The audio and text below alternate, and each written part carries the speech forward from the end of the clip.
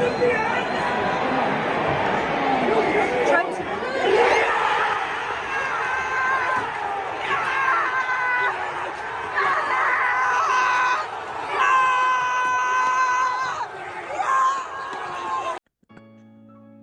Premier League weekend we were filled with a blockbuster encounter between Manchester City and Liverpool as the two heavyweight giants in English Premier League went toe-to-toe with each other. The game ended in a 1-1 draw courtesy of a goal from Erling Haaland for Manchester City and Trent Alexander-Arnold who netted for the Reds. This game was quite tactical and we have some intriguing tactical setups employed both by Pep Guardiola and Jurgen Klopp. These two managers have been at each other for the past 6 or 7 years, with both of them having remarkable wins and draws against each other. So let's start to look at Manchester City's lineup. Manchester City lined up in a 3-2-4-1 system. We know that Pep Guardiola likes to deploy one of his centre-backs in midfield to play alongside Rodri. Ake came in for Gvardiol and Bernardo Silva retained his position in the team, with Akanji coming back in. Liverpool, on the other hand, lined up with their default 4-3-3 system. And in this system, we saw Tsimikas and we saw Jota starting as the left winger since Luis Diaz was not quite ready, with McAllister coming back into the team. Now, before we begin our analysis, do not forget to like, share and subscribe to this channel for more videos like this. And we've also done a tactical preview in this game. Check the link. So our first analysis will be Manchester City, since they had majority of possession, and let's see what Manchester City did. So in the first instances of build-up, Akanji and Diaz will be dropping deep alongside Ederson as Manchester City will try to play through the aggressive pressure employed by Liverpool. This gave Manchester City spaces in midfield where players such as Rodri could receive the ball. So the ball will be played to Ruben Diaz. Ruben Diaz will play the ball to Rodri, who will play a quick flick on to Kyle Walker. Now, the position of Alvarez and Bernardo Silva gave a lot of problems to Liverpool, since McAllister was always outnumbered 2v1 by both Bernardo Silva and Julian Alvarez. This made Liverpool have a problem where and who to pick in midfield, especially when they decided to press high aggressively. So to even make matters worse, Manchester City dropped Akanji in midfield to form that box-shaped midfield that Pep Guardiola likes to have. You can see here from this clip here how Manchester City managed to break the first two lines of pressure courtesy of Alvarez dropping deep to receive the ball. The link-up between Bernardo Silva and Doku was also quite instrumental during build-up. So Liverpool wanted to limit this Manchester City overload in midfield. So City's wide centre-back started quite narrow in this build-up system, and Liverpool tried to press Manchester City this way. Salah picking wide centre-back, Jota picking the other wide centre-back, Nunes trying to press Ruben Diaz, and Szoboszlai pushing high up on Rodri together with Curtis Jones. Now the problem that this created is that now City would find these men in between the lines in Bernardo Silva and Alvarez. So in some instances, Klopp decided to drop his midfielders deep to try to cover them. And this created problems for Manchester City until now Pep Guardiola decided to push Ederson further up the pitch, and Ederson started to play as an extra centre-back.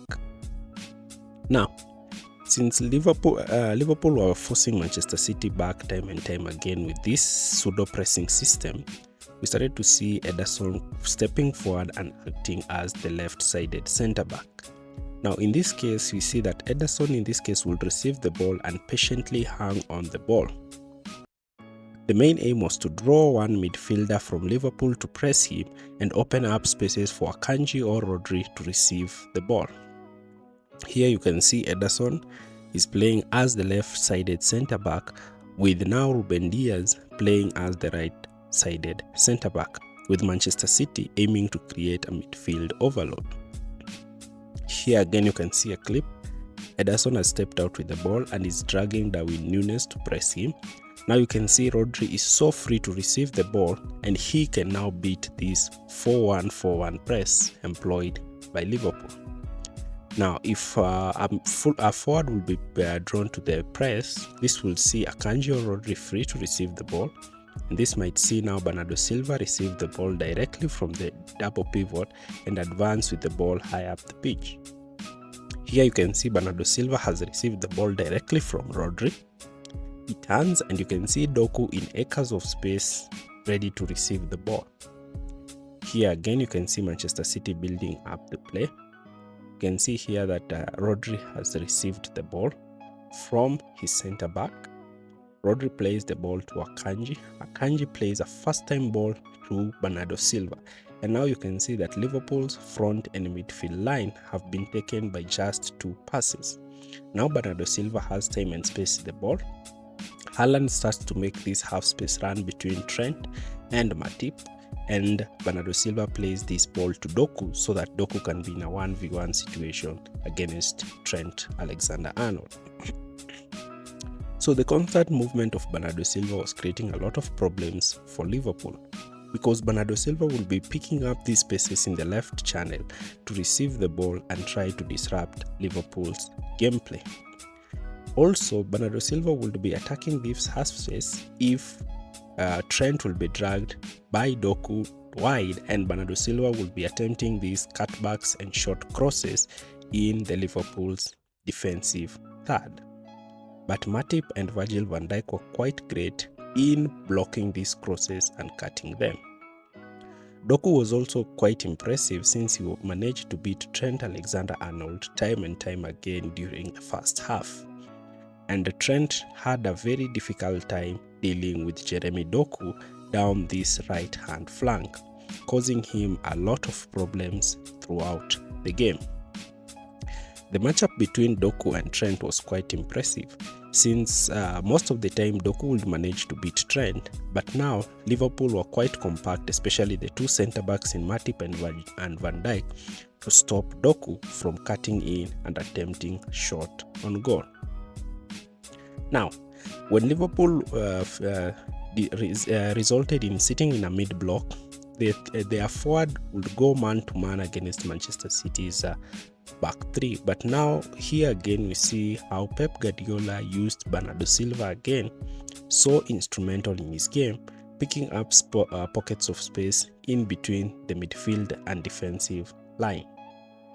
Here you can see Bernardo Silva has received the ball in space, and now he is running at Liverpool's backline.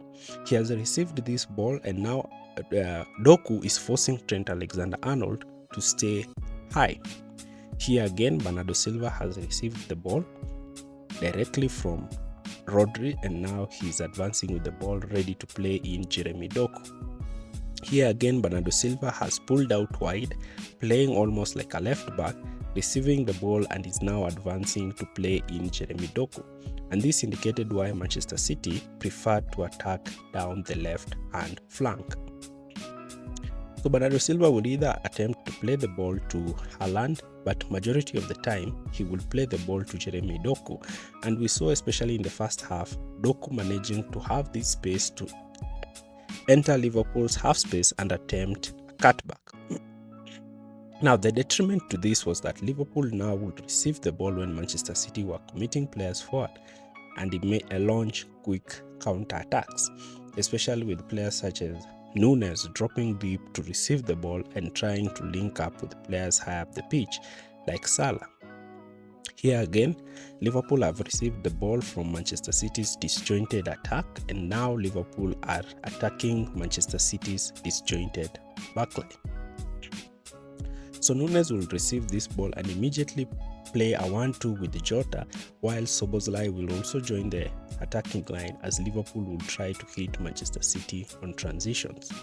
Akanji was usually wanted to drop back into the backline rather than stop this Liverpool's high press.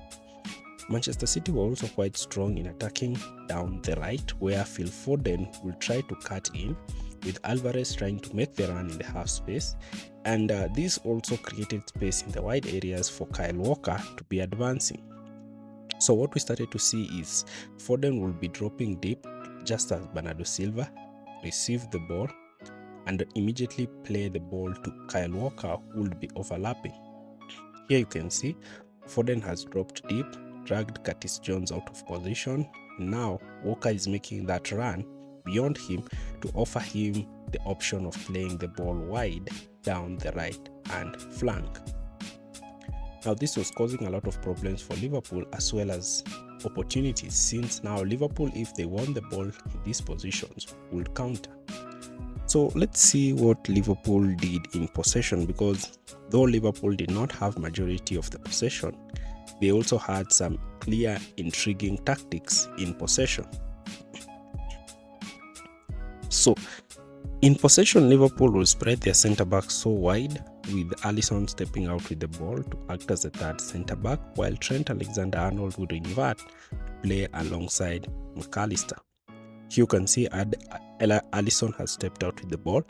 Trent is playing as a double pivot next to McAllister. Virgil van Dijk is playing so wide. This is dragging Manchester City's press inconsistently. In the initial phases of play, Manchester City were quite aggressive and were not afraid to go man-to-man, even in the back. And so they would press so aggressively that this would force Van Dijk to go long and Liverpool would lose possession.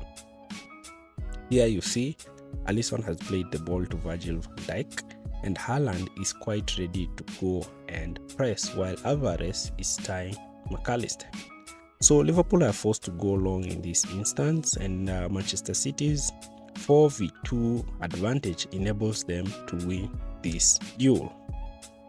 Now, so what we started to see is the two centre-backs started to spread so wide, with Matip being quite instrumental, because Matip has an excellent ball carrying ability, and he was able to carry the ball into midfield and break the first line of pressure, since Doku was tasked to cover him. You can see the role of Alisson was quite important, since Alisson was giving Liverpool the man advantage, playing as the third centre-back during build-up, and you can see the wide position of Virgil van Dijk that is causing a lot of problems for Foden, whether to press him or not, as Liverpool tried to stretch the pitch. Here you can see that Szoboszlai has received the ball directly from Alisson, and now Liverpool have broken Manchester City's press and are running at Manchester City's backline. Even in more progressive phases of play, Alisson will still play just in front of his D, acting as a third centre-back. You can see this position of Alisson, allowing Virgil van Dijk and Matip to play quite wide. You can also see the position of McAllister playing as the single pivot, with Trent Alexander-Arnold tucking in midfield to play as a midfielder. Trent would attempt to play these penetrative balls to Szoboszlai, and in some instances, Trent would advance forward and attack this space in front of goal. And this is what made him to score the first goal of the game for Liverpool. Liverpool were building with a 2-3-5 structure, with their midfield playing close to their two centre-backs, with Curtis Jones playing quite deeper, allowing Tsimikas to overlap and play as a left winger. Jota will tuck in these situations and play in as a secondary striker next to Darwin Núñez, since Tsimikas was giving the width down the left-hand flank.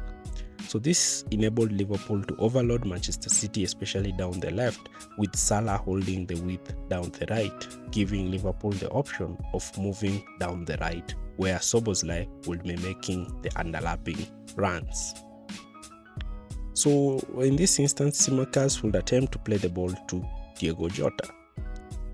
So the game showcased the tactical nuance of both Pep Guardiola and Jurgen Klopp, as both managers attempted to get the best out of each other. However, in this game, Manchester City looked quite dominant and they were not giving a lot of chances to Liverpool. And this showcases how Pep has managed to improve his team after conceding 4 goals at Stamford Bridge. Liverpool, on the other hand, will be happy coming out with a draw at the Etihad, knowing very well they have a great advantage over Manchester City at Anfield. This is just a brief tactical analysis of this game. There are more tactics of this game. If you have any more tactics, don't shy away from sharing it with us in the comment section. Thanks for watching.